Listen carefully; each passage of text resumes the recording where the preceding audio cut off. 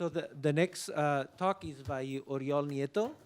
Oriol Nieto did his undergraduate in the UPC, and then he did a master's with us here at the UPF. Then he did another master's at the Stanford. Then he did a PhD at NYU. And now he's working with Pandora, which is one of the main music streaming services there are. We don't have them here for copyright issues, so you can only listen to Pandora in the US, Australia, and New Zealand, and some other places. So that's too bad, but it's one of the major players in our field. And clearly, all the deep learning revolution has arrived to music, but maybe a little bit later than in some other fields. But it has caught quite fast and very strongly. So in the next few talks, we will see some of that. As in the case of speech, also many of the ideas came from image and from other areas, and we have been trying to incorporate them in music with very good success. And Oriol will tell us about all that. All right. Thank you. Thank you, Terry. I'm just going to try the sound real quick.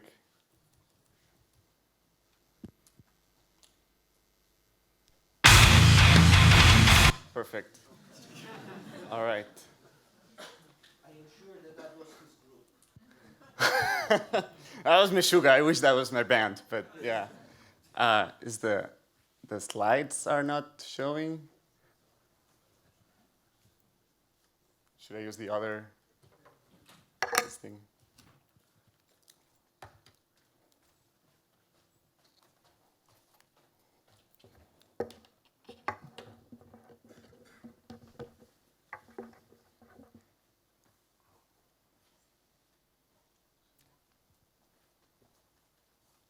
All right, perfect. Yeah, I'm very excited to be back here at the UPF.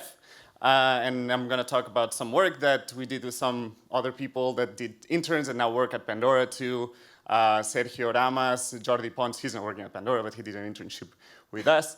And yeah, to start with, I'm going to talk about recommender systems. The kind of the backbone would be collaborative filtering, this technique that you can use in many different scenarios. I'm going to focus on recommending popular music, and by popular, I mean like music that is listened to by many people. So imagine that you have a system with many tracks to recommend and many users in your system, and these users have given feedback to specific items.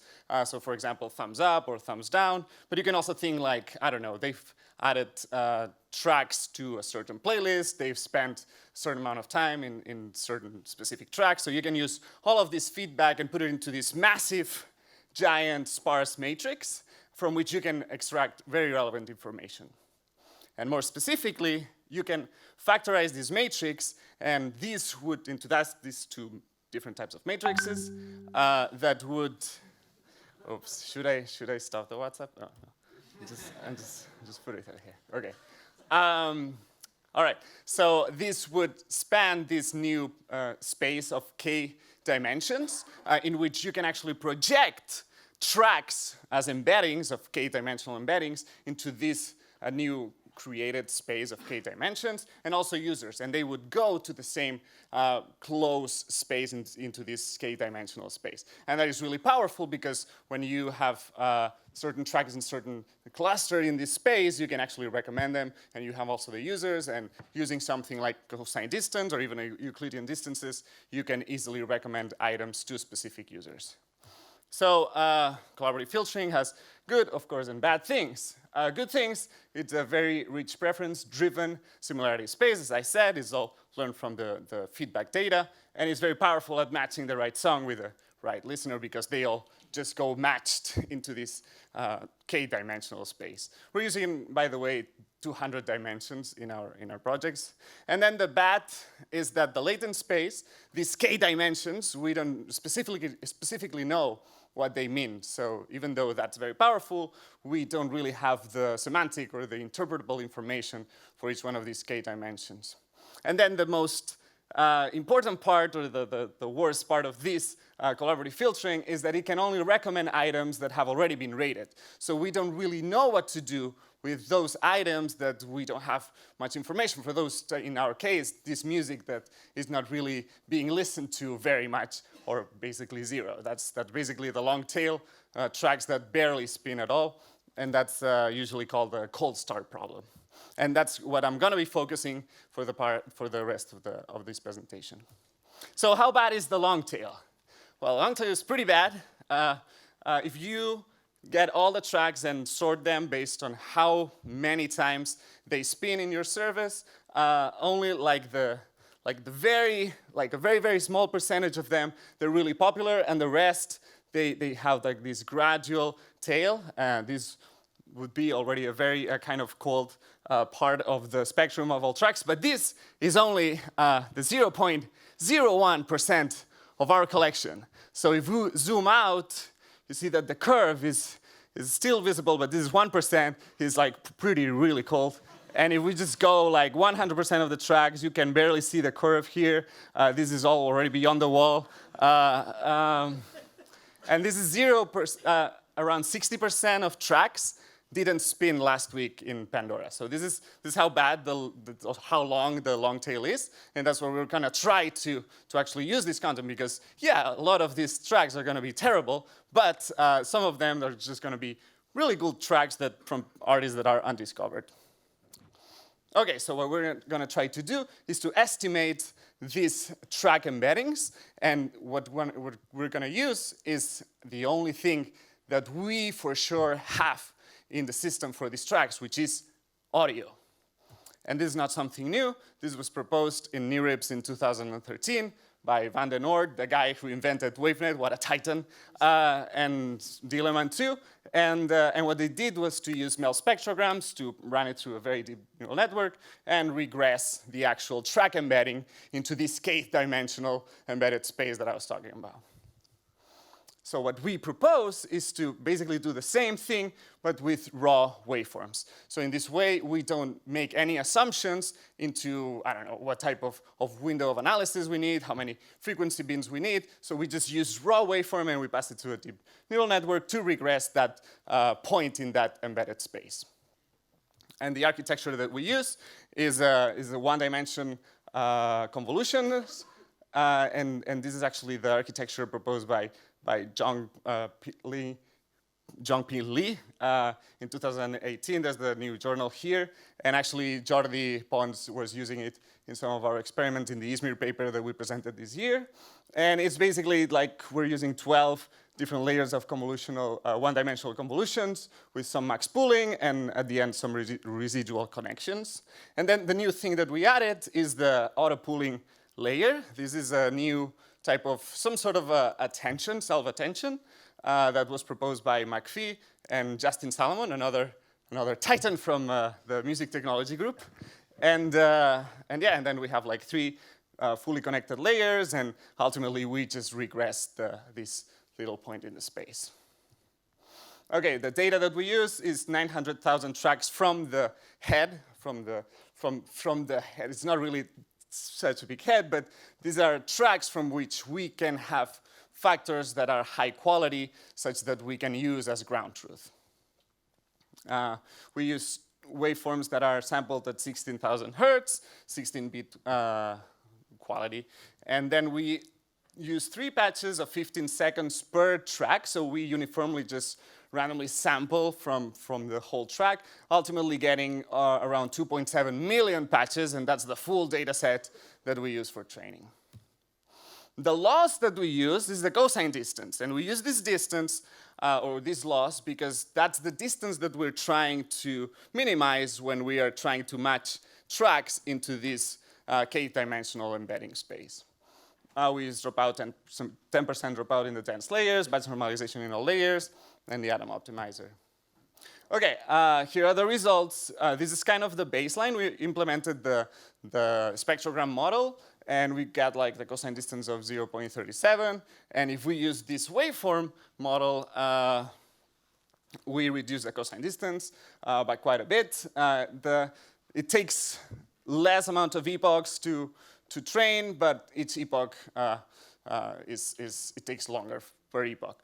However, this way, we don't need to store any type of low-level feature representations from audio because we're not assuming anything from the audio signal. We're just like going straight from the waveform, which is really good.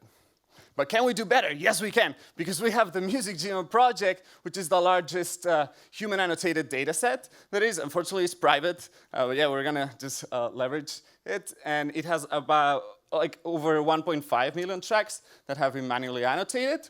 And in order to extend all of this to our entire collection of dozens of millions of tracks, we can actually estimate them using any type of regression models or deep learning. In fact, Jordi Pons, in the paper that we presented at ISMIR this year, he showed that we can estimate most of these attributes just from the waveform.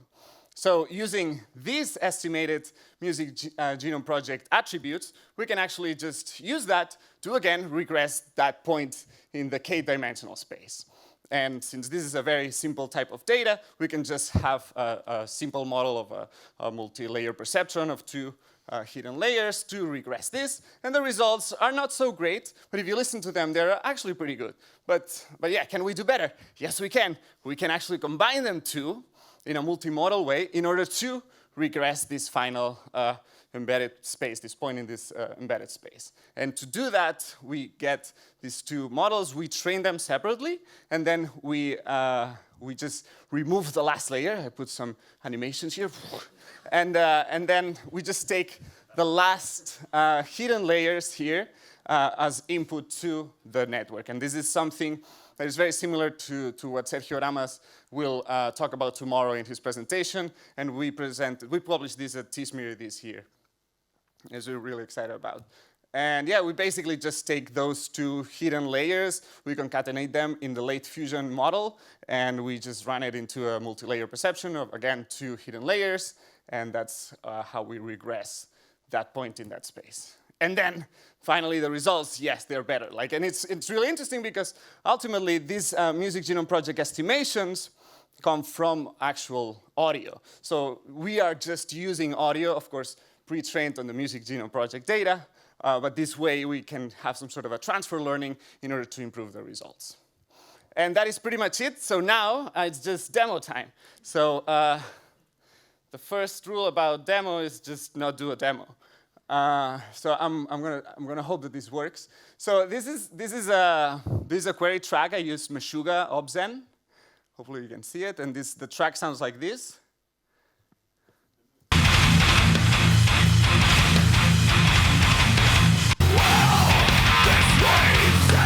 It's really great. And then the closest song that it can find, and this is a set of 7 million songs, it would be this one.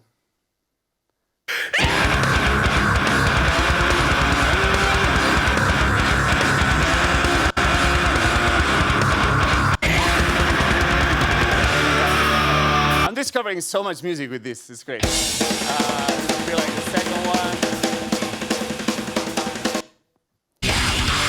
And it also finds, of course, tracks that are from the same artist and actually from the same artist as expected.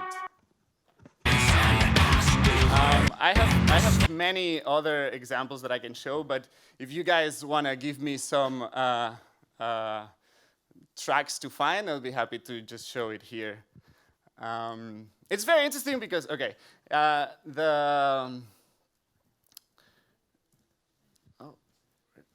where did it go? Did I close it?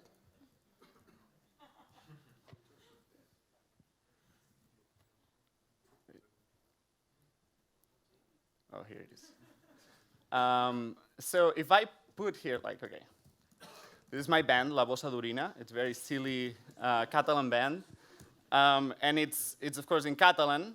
And this song specifically has like some ukulele, some smooth kind of Catalan vocals. And it's funny because I feel like the model learned some sort of a weak language model because the songs that it finds is like Spanish songs here. Like Catalan is almost like a dialect of Spain, right? So I'm kidding. It's a joke. No, it's a joke. But it's funny because it also finds like Catalan artists, even though they speak in Spanish. There's also like this, I didn't know this Catalan band, which is in Catalan. So it's really interesting that there's some sort of a weak model, language model that the network is learning that sometimes. I have many more cool examples. I even have like an inverse one. Like you can find like, okay, this one of the favorite, Oscar Selma, one of the head of research from Pandora. He loves this band. I don't know why. It's terrible, I think. Dogs d'Amour. This is a rock band. So if you try to find like the farthest away in this space, it would be like, I don't know, this type of... I don't know about this one, but I really like the fact that there's here La Esculanía de la Basílica del Sagrado Corazón del Tibidabo. And they are singing villancicos, which are like Christian Spanish songs, I don't know, about the birth of Jesus. Okay. But yeah, if you want to just tell me a name or something, I can look it up. Otherwise, just like some questions or whatever. Thank you so much.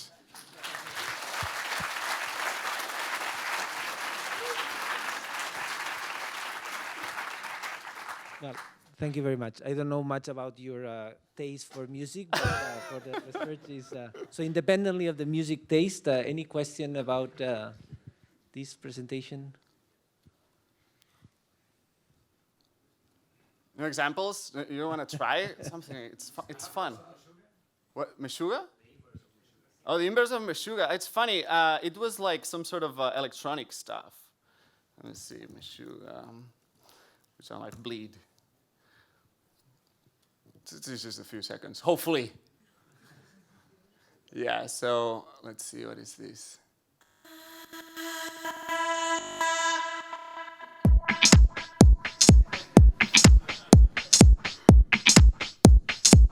Yeah, I don't know. Any? I have a basic question. So what is the difference in the annotations between the Genome project and the annotations that you had from like the collaborative filtering? So in the collaborative filtering, the annotations, they just come from the users. Yes. They are just like thumbs up, thumbs down, if they've added stuff to playlists. And the Music Genome project annotations, they come from musicians that work for Pandora that have actually listened to these tracks, and they have annotated them like one by one. And they are annotated as them as labels, or like is this the type, or is it also thumbs up, thumbs down? It's some of them are binary, but a lot of them are like a number between 0 and 11. But also similarities across. No. No. They have like up to 400 attributes. Okay, I and see. like I don't know, Yeah. like breathy voice is the guitar, nylon string or. Okay. So they steel could be string. binary or more granularity, but it's about styles. While the other ones are I like it or not. So Yeah. it's pretty different. Okay. Thank you. And that space is the one that you matrix factorize in order to obtain this more rich space where you can recommend stuff with. Makes sense. Thank you.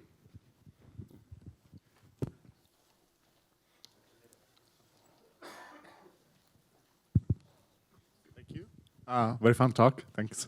Thank you. So first question is about loss functions. So there has been a known loss function called dynamic type wrapping back then, like 10 years ago, more or less. Have you tried something different than cosine distance?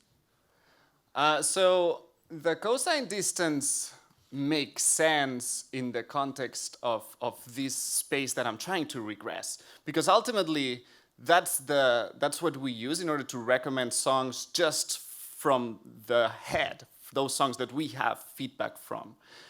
So since we're trying to kind of recreate this space just using audio, it makes sense to just use the cosine distance. We've used also the mean squared error, but I don't know if dynamic time warping, I don't really know how would I apply that there. How that works? No, I understand how that works, but not in the context of network optimization. Well, it's not differentiable. So for many times it wasn't possible to use it. At least, I mean, you should not use it. Okay. But I think there's been a recent paper from Marco Curturi that they made this soft dynamic type wrapping that actually now is differentiable, and you can use it with deep learning, I think. Okay. I wasn't aware of that. I'll look it up. Thanks. And the other question is about attention.